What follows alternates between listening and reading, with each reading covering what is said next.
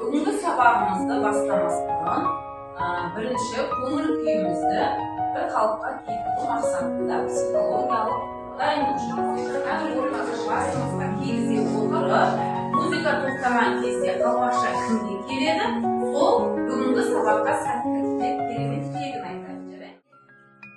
Өте керемет. Балалар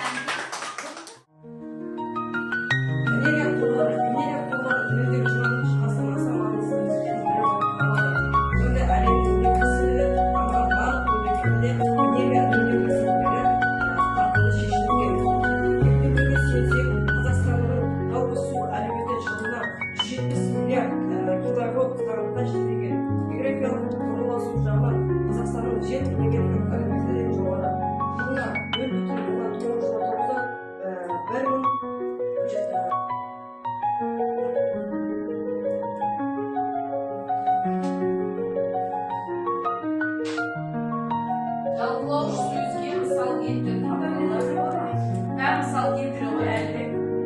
оған мысал келтіреді. Көгілдір аспан, жасыл жер, түрлі түсті гүлдер, барлығы адамның көңіл күйіне әсер етеді. Балалар, мәтінді оқыдық, қолданылған тілдік құралдары арқылы мәтіннің стилін, түрін, мазмұнын жаңағы бірінші тапсырма бойынша қима қағазға жұмыс жасаймыз. Кәдімгі уақытты тиімді пайдаланып, тез берілген тапсырманы орындай жібереміз. Айқындауыш мүшесі сөйлемнің ішіндегі бір сөз немесе басқа бір сөздерді айқындап дәлелдеп түсіндіріп тұрады. Ондай сөздерді айқындауыш мүше дейміз. Айқындауыш мүше қосалқы айқындауыш, қосарлы айқындауыш болып, үш түрге бөлінеді. Оңашаланған айқындауыш.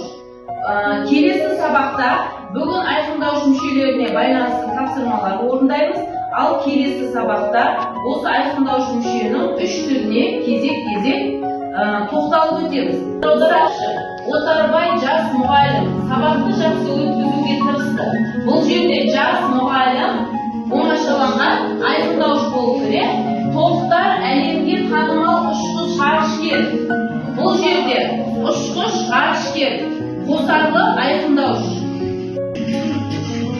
Балалар, сендердің алдарыңа мынандай білім почтасы әдісі арқылы бүгінгі сабаққа кері байланыс жазып береміз. Оқушының аты жөні дегенге аты жөніміз жазамыз. Менің ойымша себебі, мысалы, қорыта айтқанда бүгінгі сабаққа кері байланыс жазып береміз алдымыздағы парақшаға.